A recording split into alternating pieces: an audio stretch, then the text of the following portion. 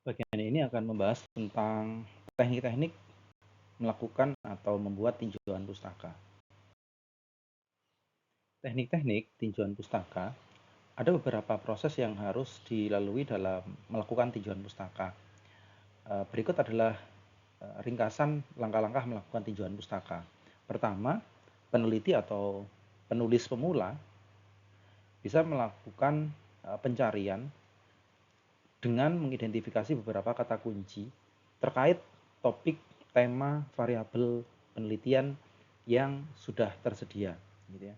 Lalu kemudian kita mengunjungi perpustakaan atau kita mencari di beberapa katalog online atau database online ya terkait dengan materi-materi atau referensi. Ya. Dimulai dari handbook, buku-buku, atau misalnya artikel-artikel jurnal.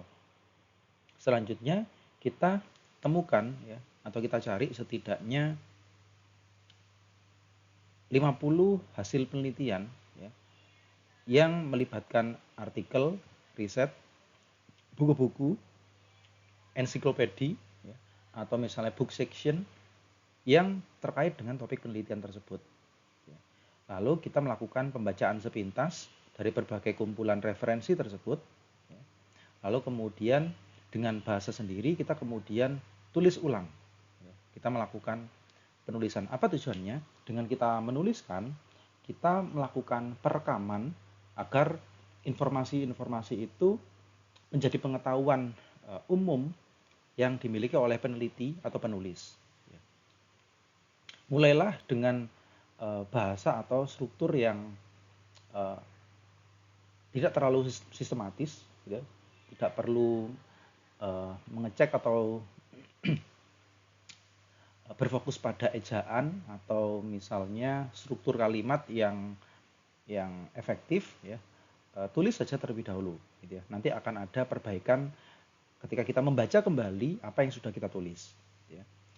Bahasa sendiri ini penting ya, terutama mengacu pada relevansi topik yang akan kita teliti.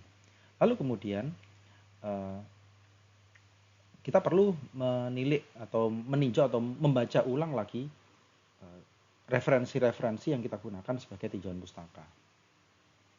Yang kelima, ya, kita melakukan identifikasi beberapa literatur dan merancang peta literatur. Ya. Bagaimana sih kaitan antar topik atau antar tema dengan tema yang lain atau satu variabel dengan variabel yang lain?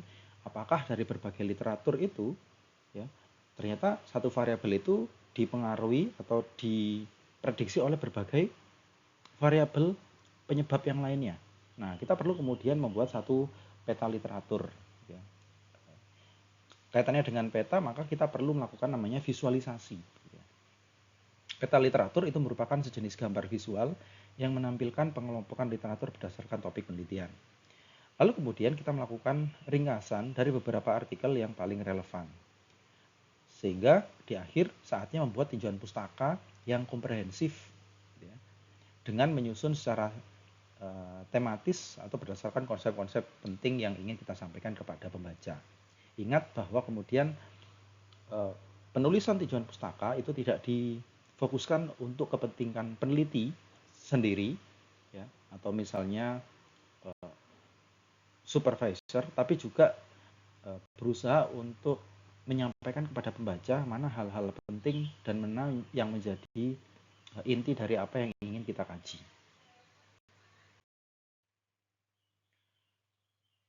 Sehingga kemudian kita perlu mengetahui bagaimana kita mencari referensi-referensi tersebut. 50 itu bukan nilai yang pasti, ya.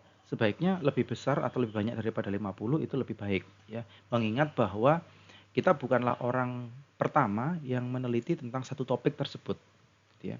Kita bukan orang yang pertama kali penasaran, pertama kali terinspirasi pada satu tema tersebut. Ya, kemungkinan akan ada orang-orang terdahulu yang sudah melakukannya atau menggali tema, topik ataupun variabel yang sudah ada. Ya, sehingga di manakah kita bisa menemukan inspirasi-inspirasi orang-orang terdahulu? Tentu pada database terpusat yang tersedia secara masif dan terbuka ya. Sudah banyak tersedia berbagai perpustakaan yang menyediakan fitur ya, untuk mengakses ribuan jurnal, makalah, seminar, materi-materi lain tentang berbagai topik yang beragam. Misalnya penggunaan ERIC ya, Google Scholar, DOAJ ya, indeksasi dari DOAJ itu memungkinkan kita mengakses berbagai jurnal open access. Kemudian Mendeley juga memberikan referensi pencarian, ResearchGate, komunitas ilmiah yang memberikan akses kepada peneliti dengan scope atau topik riset yang relevan dengan yang kita minati, Science Direct, research-nya Perpusnas, kemudian misalnya portal Garuda. Gitu. Dan ada banyak lagi yang lainnya. Saya sudah membahas ini di bagian tersendiri tentang publikasi, indeksasi, dan kemudian penerbit. Gitu ya.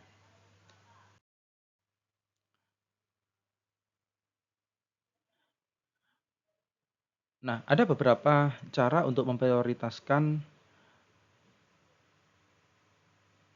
pemilihan literatur ya.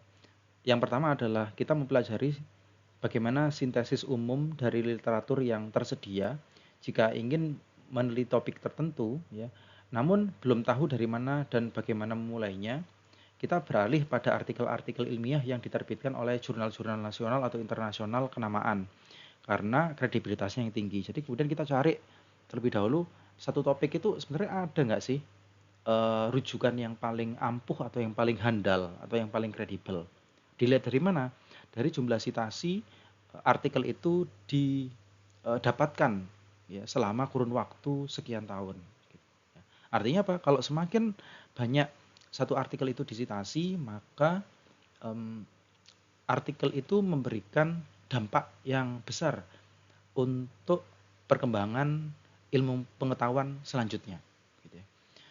Lalu kemudian mulai dengan isu-isu terkini, terbarukan, atau yang misalnya isu-isu tren atau populer, dan kemudian carilah artikel-artikel penelitian yang terkait dengan topikmu. Kalau misalnya teman-teman tidak menemukan pada artikel-artikel penelitian, kita bisa mulainya dengan membaca majalah, atau misalnya kalau saat ini yang terkait dengan psikologi itu ada beberapa tulisan-tulisan atau di media populer, ya, artikel populer itu yang membahas tentang satu isu, satu fenomena atau satu variabel. Ya, misalnya seperti Psychology Today, terus kemudian ada beberapa platform-platform website lainnya yang membahas tentang tulisan terkait dengan psikologi, namun dikemas secara populer. Gitu ya. Lalu kemudian kita akan menangkap ya apa yang menjadi istilah kata kuncinya tadi, gitu ya. Sehingga kemudian kita bisa menelusuri referensi-referensi lain dari kata kunci tersebut, ya, menggunakan database tadi, ya, untuk mendapatkan artikel atau misalnya subbab-subbab dalam beberapa buku, ensiklopedi, gitu ya, dan sumber-sumber relevan lainnya. Ya. Kita juga bisa mencari buku yang berkaitan dengan topik tersebut, ya, atau misalnya melacak makalah-makalah seminar terkini, ini katanya dengan conference, karena biasanya conference itu adalah forum di mana peneliti menyajikan atau istilahnya membagikan hasil penelitiannya dan peneliti tersebut terbuka atas saran perbaikan agar kemudian di masa mendatang riset-risetnya berkembang. Gitu ya. Sehingga apa? Artinya ada kebaruan-kebaruan riset yang ditawarkan atau yang dipresentasikan pada forum-forum ilmiah tersebut. Ya. Sehingga kemudian kalau kita tahu bahwa ada orang-orang yang memahami atau concern dengan topik, isu atau variabel yang diteliti, maka kita bisa bertukar email atau bertukar kontak untuk kemudian bisa membangun komunikasi secara pribadi melalui email atau media yang lain. Untuk saat ini sangat banyak sekali beberapa peneliti itu berkomunikasi melalui platform atau media sosial umum ya, misalnya seperti di Threads itu ada, di X banyak peneliti-peneliti luar negeri yang kemudian mensosialisasi atau memamerkan atau kemudian mempublikasikan secara populer hasil penelitiannya agar kemudian diterima tidak hanya oleh komunitas ilmiah di media sosial, tapi oleh masyarakat yang lebih luas, gitu ya.